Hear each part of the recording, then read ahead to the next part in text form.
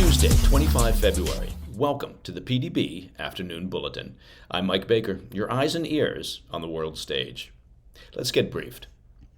First up, could the United States turn to privateers to bring the fight to South America's drug cartels? We'll explore the unconventional idea that's being floated in some corners of Congress and the potential dangers of a return to legal piracy. Seriously, it's a pirate story in the PDB. Later in the show, as the U.S. appears to step back in its support of Ukraine, European leaders are doubling down, announcing plans to authorize a billion-dollar arms package for Kyiv at an emergency summit scheduled for next week. But first, today's afternoon spotlight. Today, we take a closer look at an intriguing question. Could the U.S. turn to privateers to combat drug cartels? And another question, when was the last time you heard the word privateers? While privateering traditionally involved armed ships targeting enemy vessels in wartime, the concept, it raises an interesting possibility. Could private entities be authorized to disrupt cartel operations, intercept drug shipments, and strike at these criminal organizations in ways that conventional forces can't? The idea stems from the U.S. Congress's power to issue what are called letters of marque and reprisal. These are official government authorizations that allow private citizens to attack and seize enemy vessels or assets. In essence, it's a legal way for individuals to become pirates on a specific mission. And really, who hasn't wanted to be a pirate at some point in their lives? I mean, the clothes, the rum, the parrot, as long as the parrot has a sense of humor, I suppose. Now, using privateers in armed conflict isn't exactly a new idea in U.S. history. It's just hasn't been done that often. It played a major role during both the American Revolution and the War of 1812. Back then, with a small navy that was unable to compete with the British, the U.S. government issued letters of marque allowing private ship owners to attack enemy vessels. During the Revolution, these privateers disrupted British supply lines and pressured Parliament to end the war. In the War of 1812, they captured over 1,300 British ships, inflicting significant economic damage and helping to push the British to the negotiating table. The idea of using privateers against the cartels, that is a new idea. But it's been floated a number of times recently, with one of the most vocal proponents being Utah Senator Mike Lee. He's suggested that Congress could issue letters of marque and reprisal to authorize private security firms to intercept cartel operations, especially those involving drug shipments or human trafficking across the border. Senator Lee said these privateers could focus on disrupting supply lines, capturing high-value targets, and seizing cartel assets like boats, vehicles, cash, and gold.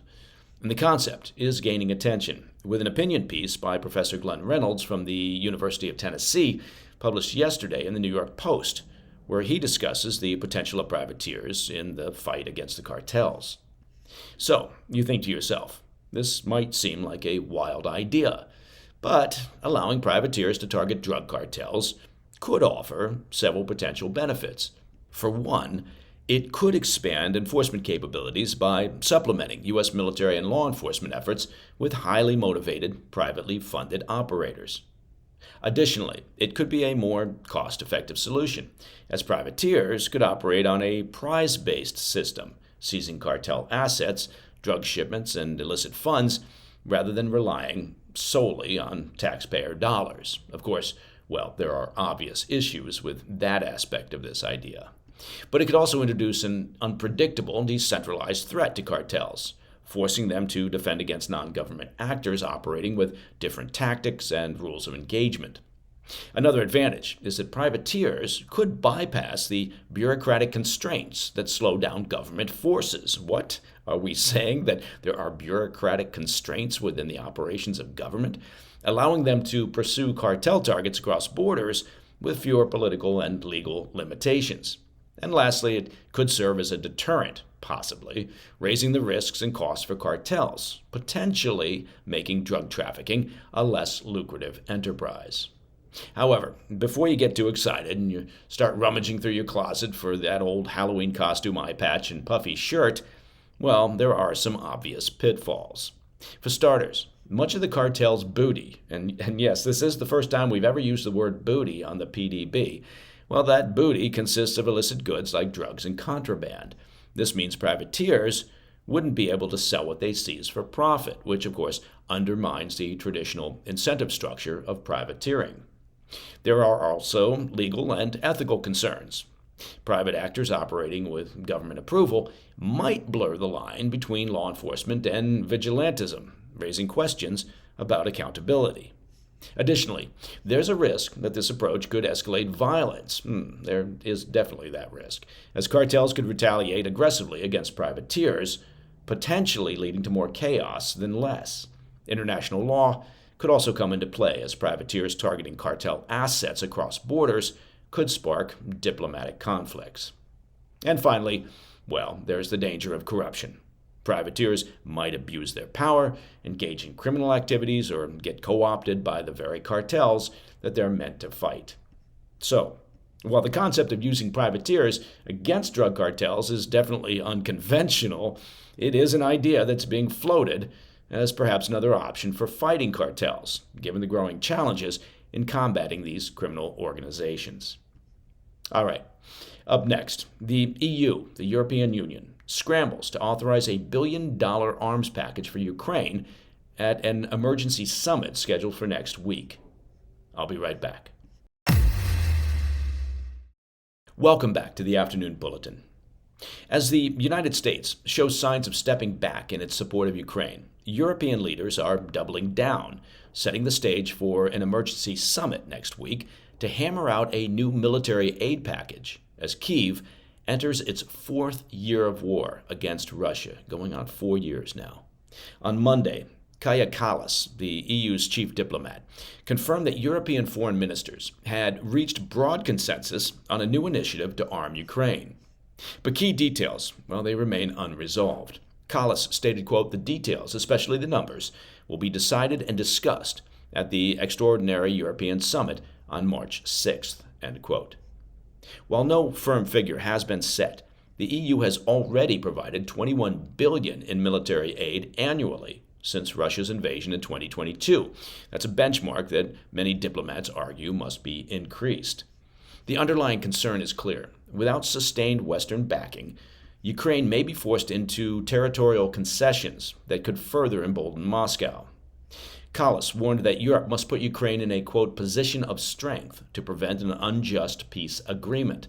The upcoming summit comes as ceasefire talks between Washington and Moscow are ongoing, but notably exclude Ukraine and EU nations, leaving European leaders to question whether their interests are being sidelined. But European unity on the issue is far from guaranteed. Hungarian Prime Minister Viktor Orban, one of Russian President Putin's staunchest allies in the bloc, fiercely opposed further arms shipments, claiming they will, quote, prolong the war. Orban's government has repeatedly used its veto power to block key EU aid measures, forcing European leaders to explore workarounds in order to neutralize Budapest's obstructionism. Across the Atlantic, President Trump's escalating criticism of Ukrainian President Zelensky has deepened European anxieties, that's putting it mildly. Leaders are concerned that Washington could pressure Kyiv into accepting a ceasefire that could favor the Kremlin's territorial gains. Despite Orban's resistance, several European nations have wasted no time ramping up their support. On Monday, Nordic and Baltic leaders released a joint statement pledging to bolster Kyiv military capabilities, warning that the war's outcome will have, quote, fundamental and long-lasting effects on European and transatlantic security, end quote. As part of the new push, the EU is preparing to send Ukraine nearly $4 billion in March, while the UK is committing close to $5 billion.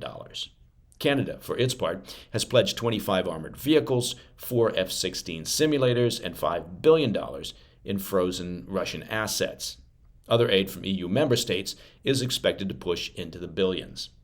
Meanwhile, Denmark, facing growing concerns over Russia's aggression, announced a dramatic increase in its defense spending, committing an additional $7 billion over the next 2 years. The Danish Prime Minister warned that Europe must massively rearm in order to counter future threats from Moscow. As European leaders work to finalize their next steps, Ukraine remains at a pivotal crossroads. Due to the ongoing negotiations between Washington and Moscow, combined with Trump's skepticism of Zelensky, well, the EU sees the upcoming summit as a crucial test of whether they can fill the void if U.S. support for Ukraine continues to wane. And that, my friends, is the PDB Afternoon Bulletin for Tuesday, 25 February. If you have any questions or comments, please reach out to me at pdb@thefirsttv.com. And don't forget, if you're thinking to yourself, I love the PDB, but would really love an ad-free version, well, it's simple. Just become a premium member of the President's Daily Brief by visiting pdbpremium.com. I'm Mike Baker, and I'll be back tomorrow. Until then, stay informed, stay safe, stay cool. Hey, thanks for tuning in. If you enjoyed this video, don't forget to hit that like button and leave a comment, a really positive, nice, and kind comment. That would be appreciated. And if you're not already subscribed to our channel, make sure to subscribe and turn on notifications so you don't miss any of our daily updates.